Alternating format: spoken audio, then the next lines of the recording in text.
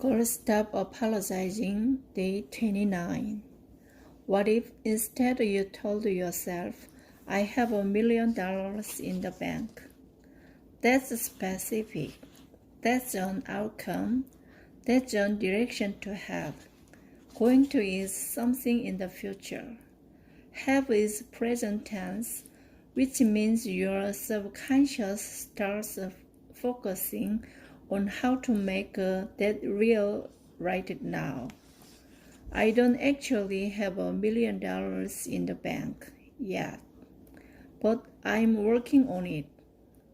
Sometimes on my list are things that I want to achieve, or items are things I can accomplish every day. I am an exceptional wife.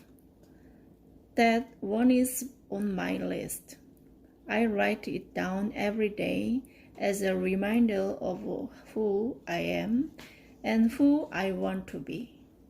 When I imagine my future best self, she's still drunk in love with Dave Hollis. In the future, he's still my best friend, and we still can't keep our hands off each other. Only now we look so much fresher because all our kids are older and we don't have to change diapers or wake up with a teething baby. I'm careful with the words I write down too. I don't use the word good. I don't use the word great. I use the word exceptional. When I write that sentence about being an exceptional wife every day, I have to ask myself what I did today that made me exceptional. It's a simple prompt to move me into action.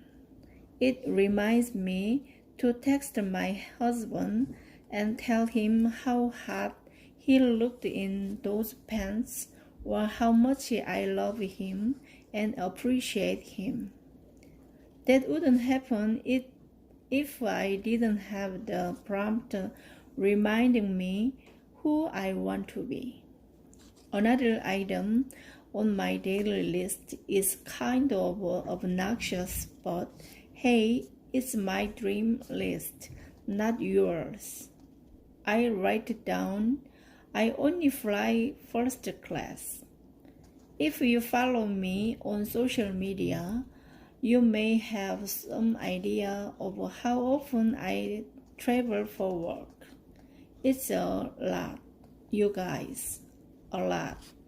I don't mind the travel because 90% of the time I'm on the road to give a keynote speech or motivate a bunch of conference attendees with my unique lyrical stylings and the energy of Springer Spaniel. Public speaking is one of my favorite parts of my job, but it also requires first focus and energy. It's hard to have idle when you're shuffling back and forth across the country on planes. And it's hard to keep up with my current workload so that I can make all those speaking engagements when I'm sitting in coach. Also, my current workload always involves writing. I'm either writing a book or editing a book or working on an article or a post, and because it's me and I don't know the meaning of the word private, almost everything I write tends to be sensitive in nature. Do you know how weird it is to write a chapter on your sex life while a random guy sits next to you sharing the armrest. I do. I've written on planes for years. There's no other way for me to turn these circles in on time. And I hate not writing simply because I'm worried about what my neighbor thinks of chapter 5.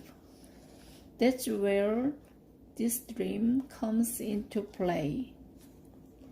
In my mind, first class is good for one single thing: seat size.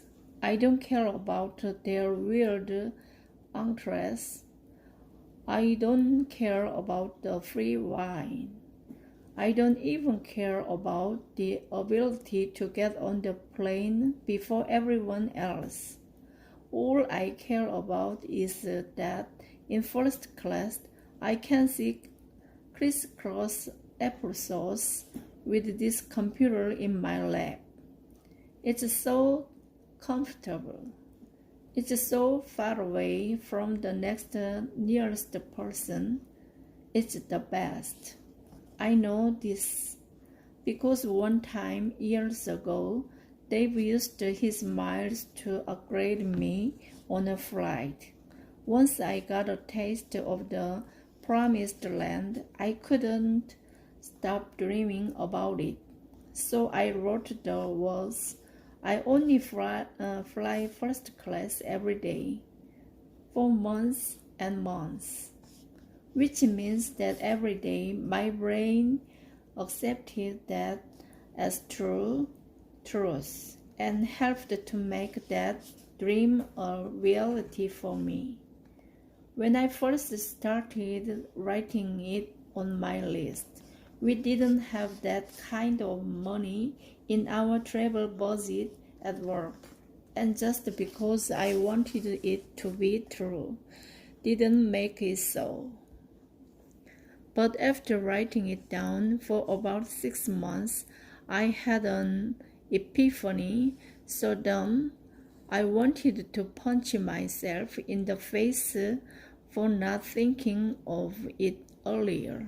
You're going to laugh, or maybe you already know how I solved the problem because it was so obvious to you.